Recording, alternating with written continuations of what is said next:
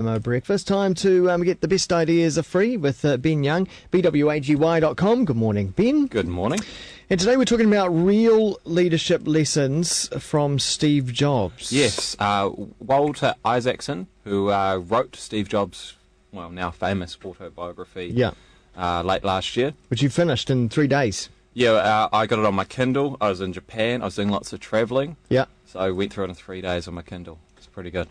But the book is really, really good. And Walter worked with Steve for 3 or 4 years, I believe, in pulling it all together, doing numerous interviews. Yeah.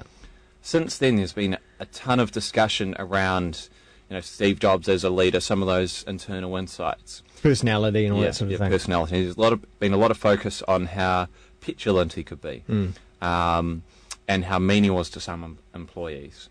And so Walter, having seen all this commentary afterwards, decided to write for the Harvard Business Review some of the leadership lessons he saw coming out of the book, because he saw all these discussions as being quite a distraction from the real potential as a leader Steve was. Well, maybe it was the wrong sort of book. I mean, it being a biography, it was all-encompassing as opposed to condensed kind of... Yeah, definitely. It was all-encompassing. And it wasn't when you read the book, like any autobiography, it's like, his leadership lesson number 2 was, right? Which is what business people want to hear. Yeah, they want to pick up on the things that they can learn from. But so that's why he pulled this together, and it's really, really good. So I thought I'd talk about just a few today. So number 1 was talking about focusing, just being really super focused on what's important. And Steve, when he came back to Apple, he sat down the teams and he drew a 2x2 grid, and he said, on the left is consumer, on the right is pro. We only want one computer, one product in each of these squares, and I only want the best. And at that time, Apple had tons of products. They had an early touchscreen phone. They had a wide range of computers. They had a wide range of printers. They had a few laptops. They had a whole lot of other devices. They'd done what a lot of companies did in the 90s, where through the magic of OEM and white labelling, you could put your brand on anything. True. And so I believe there are a whole range of printers which Apple was selling for on behalf of HP, which was making them no money. They made some money when people bought the ink, but it was just killing them because it distracted a whole lot of their business away from what they do really, really well. Right. So that was number 1. Number 2 was around simplifying, just really, really making things simple. He was good at that. Yeah, really. But I think anytime you use an Apple product, you get that feeling. It feels very approachable, easy to use, and you're not intimidated by it. And the design as well. Yeah. And I think it's been quite striking. In the mid to late 90s and early 2000s, technology was always amazing, but as a consumer, it felt like you couldn't unleash that creativity. And an example I like to draw on is early gaming consoles like Sega Master System. That was really easy. Then you had things like PlayStation 3 come out, and they're actually quite hard for consumers to use. Yeah. And so Apple's real focus on simplifying paid off big time. One of his early jobs is he worked the night shift at Atari testing games. Yeah, cool job. Yeah, real cool job. A real cool job for in the 70s Playing and 80s. Pong, probably. Yeah, or actually he had to build a Pong game real quick. Yeah. But what he found with that was Atari didn't want to give manuals with their games. And so they only wanted to have like 2 instructions: insert the cartridge, defend the base. Yeah. And so he really took that ethos all the way along. And you'll see that when you get Apple products, there's often no manual or a very small manual. Yeah, it's true. Massive difference. You think about the early days of computing, Mac versus PC. With the Mac, you'd also get this massive MS-DOS manual. Literally, it was like an Encyclopedia Britannica that came along with it. And it was in every language too. Yeah. So you get a book which is maybe 120 pages. Yeah. There's only 15, 20 is what you need. Yeah. And even then it probably didn't have what you wanted. Whereas the Mac, you turn it on, bong, and it just goes. Yeah, that seemed more friendly. The next one he talked about was take responsibility end to end, and that's around understanding the full consumer proposition. Yeah. He had real difficulty in licensing Mac OS X to other companies because he believed you then couldn't surround the value chain with that. Like, for example, with the Mac, it's on hardware that they understand, it's on hardware that they've helped build, so they know how to write the code best for it. There's praise for that, but also equal measures Yeah. of disdain, Yeah. sort of it being so closed, I suppose, and rather than open. There's equal tensions with that. That's the complete opposite to what Microsoft has done. Yeah. And there's arguments both ways. Apple has become, and always really has been, a niche brand. An iPhone, it's really exploded, right? But that is how they run their business. They want to have that real closed, controlled experience. And then that works as long as they make that experience really good.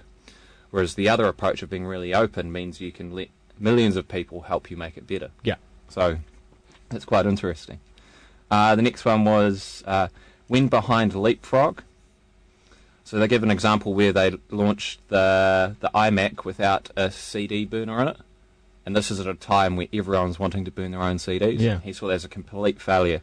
So they rebuilt how the CD drives worked and got it in within 6 or 8 weeks, like really, really quick, so that they would have CD burners. And then he wanted to look at how we could extend and get greater ownership in terms of the creativity side of computing, with photos, with video, with music. Music, yeah.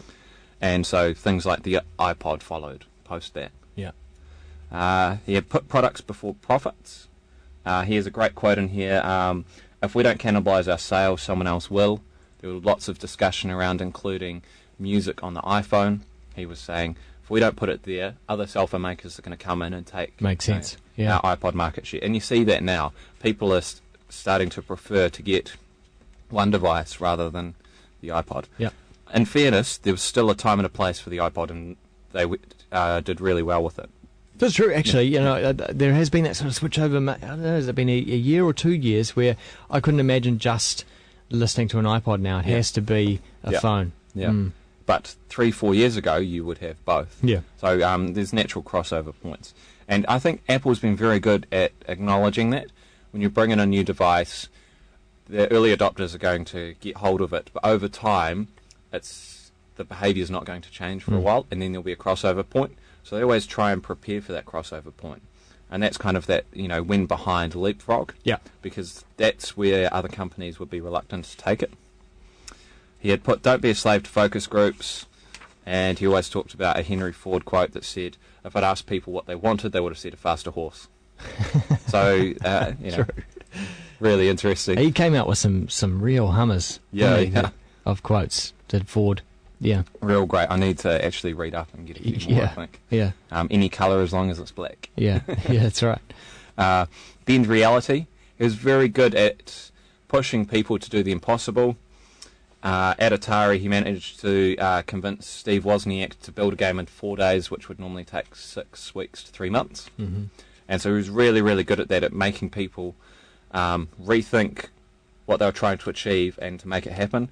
When the iPhone came out, there was a company that manufactured Gorilla Glass, and they said, we can't get this to market. And Steve said, I'm sure you can. Let's give you 6 weeks to 6 months. And they managed to actually pull together, realign a whole factory to produce the Gorilla Glass. Now they produce all the glass across all the iPhone, iPad devices. Yeah. It's a winning move.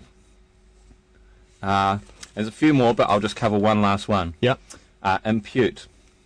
And impute is to make sure that people understand the value of your product by the things around it. So you notice there's a big focus on the packaging, because the packaging is very beautiful, very premium, and very easy to use. You would give more value to that product. And in one of the early prototypes of the iPad, it had a real square design, and a lot of tablets kind of have that. And he was saying, when you have the square design, you don't want to scoop it up. Like it feels like you've got to gently lift it off the surface. So they really focused on curving the edges, so you would scoop it up and it would feel more approachable.